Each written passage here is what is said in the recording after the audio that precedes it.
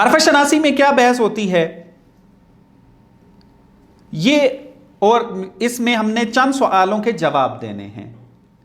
مثلا آج جو ہم درس پڑھنے جا رہے ہیں ان میں یہ سوالات موجود ہیں کہ آیا واقعیت کی شناخت و معرفت ممکن ہے یا نہیں.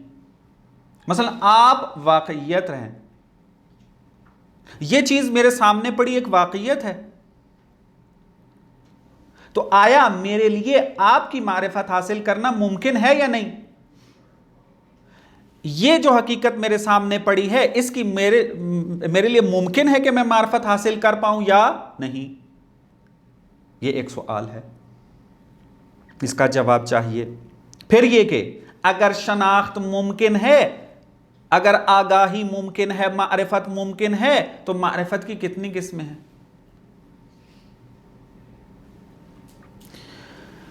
اگر آپ نے یہ ثابت کر دیا کہ ہم واقع تک پہنچ سکتے ہیں، ہم واقعیت تک پہنچ سکتے ہیں، ممکن ہے ہمارے لیے، تو پھر پہنچنے کے راستے کتنے ہیں، کون کون سے راستے ہیں.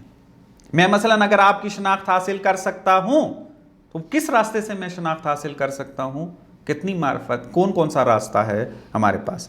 آیا ہماری معرفت کا منبع، سرچشمہ فقط حس ہے یا حس سے ہٹ کر بھی کوئی اور چیز ہو سکتی ہے.